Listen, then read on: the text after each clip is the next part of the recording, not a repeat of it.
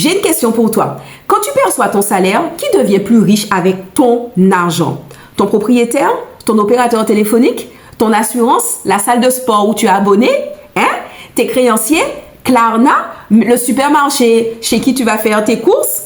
Qui devient plus riche grâce à ton argent? Et oui, c'est eux. Pourquoi je te pose cette question? C'est parce que je regarde la situation de beaucoup de personnes et de plus en plus, je vois que les personnes travaillent tous les mois. Ils ont des revenus tous les mois, voire parfois des revenus corrects. Mais ces revenus enrichissent les autres, mais ne les enrichissent pas eux-mêmes. Et le pire, c'est qu'on leur a appris que c'était normal d'enrichir les autres et de ne rien bâtir pour eux-mêmes.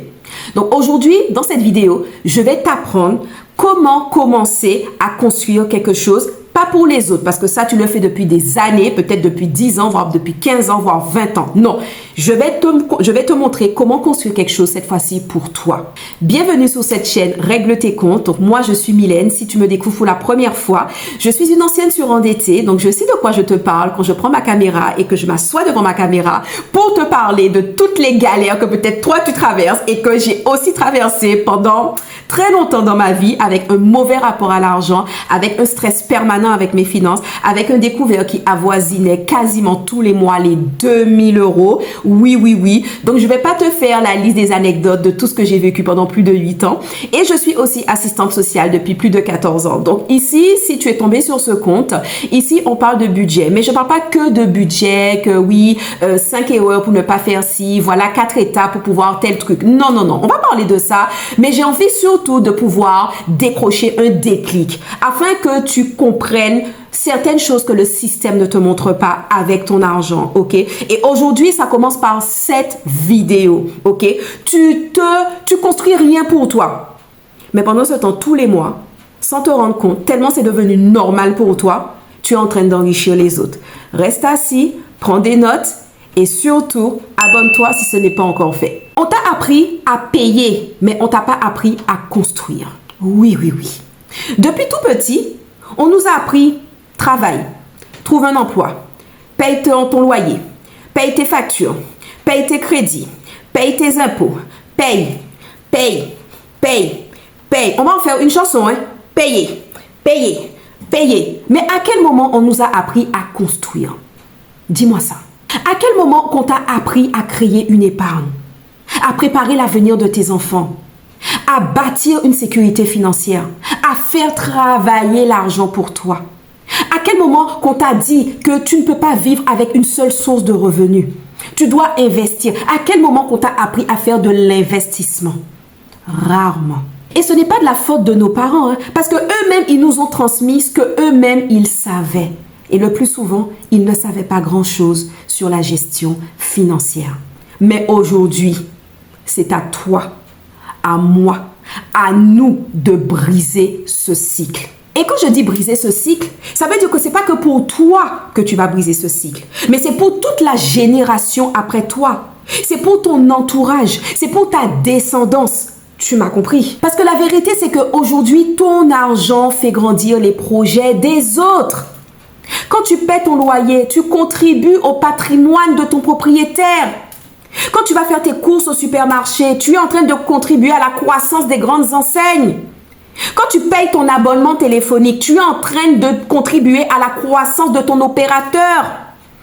Quand tu dépenses ton argent dans les Shein, les actions et tous les magasins, les bazars à petit prix, tu es en train d'enrichir leur caisse.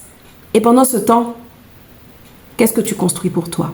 Mais attention, je ne dis pas qu'il ne faut pas payer ça, parce que je vous vois déjà dans les commentaires, mais qu'est-ce qu'elle raconte celle-là? On ne va pas payer notre loyer, on ne va pas payer notre opérateur téléphonique. Je n'ai jamais dit ça. C'est pour t'ouvrir les yeux. C'est pour t'ouvrir les yeux. Pendant que ton argent est en train de contribuer à la richesse des autres, pendant que ton argent est en train de contribuer à faire grandir les projets des autres, pendant ce temps, toi, tu construis quoi pour toi? Tu construis quoi pour toi? Oui, tu vas payer ton loyer. Oui, tu vas payer ton crédit immobilier. Oui, tu vas payer ton forfait téléphonique. Oui, tu vas te nourrir, tu vas aller faire des courses. Mais à côté, qu'est-ce que tu construis pour toi? Tu vois où je vais t'emmener?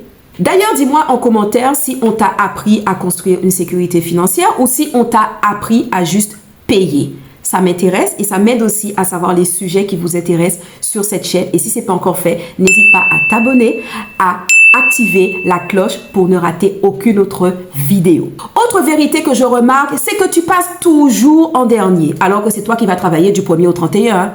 Tu payes ton loyer, tu payes tes crédits, bref, tu as compris depuis le début de la vidéo. Tu payes et tu payes. Et maintenant pour toi, tu fais avec ce qui reste en fin de mois.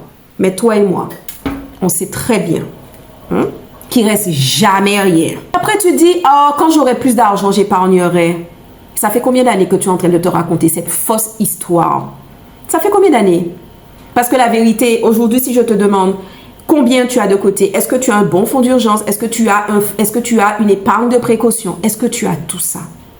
Donc ici, sur ce compte, je veux qu'on arrête d'être dans le déni. Je veux que tu puisses confronter ta réalité. Puisque si je te dis ça, c'est que moi aussi, j'ai fait cette erreur. Pendant des années, j'étais dans le déni. Pendant des années, j'ai refusé de me dire, Mylène, tu as une mentalité de pauvreté malgré ton salaire. Je n'avais pas à me plaindre de mon salaire à l'époque, d'accord? Mais j'avais une mentalité de pauvreté que je refusais d'admettre. Je refusais d'admettre que j'étais toujours la dernière roue de la carrosse dans mes finances. Mais j'enrichissais les autres. J'achetais des sacs de luxe au Galeries Lafayette. Mon argent enrichissait Galeries Lafayette. Mon argent enrichissait mon opérateur téléphonique. Mon argent enrichissait mon loyer. C'est pas mauvais, sauf pour les sacs de luxe. Quand tu n'as pas d'argent, ne va pas acheter de sacs de luxe. C'est pas mauvais payer ton loyer. Comme je disais tout à l'heure là, c'est nécessaire. Mais à côté, je ne bâtissais rien du tout. Ni pour moi, ni pour ma descendance. Après tout ça, tu dois apprendre à te payer en premier. Arrête de te raconter des histoires de Disneyland depuis des années. Apprends à te payer en premier. Et je sais qu'il y en a, vous allez venir me voir en commentaire, vous allez dire, mais Mylène, mais qu'est-ce que tu racontes? Qu'est-ce qu'elle raconte celle-là? Hein? Je vais me payer avant de payer mon loyer? Je vais me payer avant de payer mes charges? Oui. Je vais te prendre un exemple très simple. Je ne sais pas si tu es concerné par ce qu'on appelle les prélèvements à la source. Ça veut dire que tu payes tes impôts, d'accord? Ils te prélèvent à la source. Donc, l'État même se sert dans ton salaire avant même que ton salaire arrive sur ton compte bancaire. Donc, ça veut dire que c'est un principe qui existe déjà. C'est un principe qui existe déjà. Donc, pourquoi toi, tu serais toujours la dernière personne à être payée? La dernière roue de la carrosse. Pourquoi? Te payer en premier, ça veut dire que tu commences à construire quelque chose. Même avec 5 euros, tu commences avec 5 euros, 10 euros, 20 euros. Quand on commence à construire, on commence à bâtir une sécurité financière, ça se fait progressivement, petit à petit, petit à petit.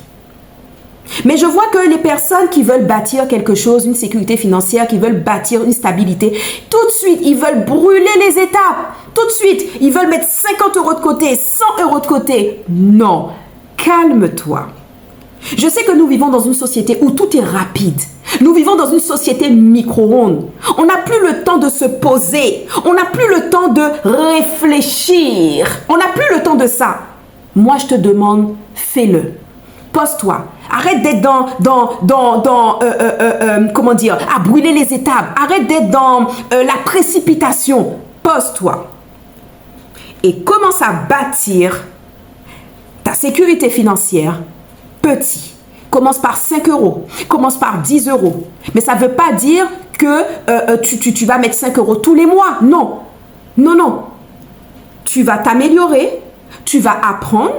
Et tu vas augmenter cette somme au fur et à mesure. Si tu m'écoutes encore dans cette vidéo, si tu aimes quand je te bouscule avec amour et bienveillance, bien sûr, écris dans les commentaires, je commence à me payer en premier, car c'est l'objectif de cette vidéo. Et si tu ne l'as pas encore fait, abonne-toi et active la cloche pour pouvoir écouter d'autres vidéos qui vont te bousculer. Le dernier point que je veux que tu comprennes, c'est que tu arrêtes de te dire que la survie financière, c'est une fatalité.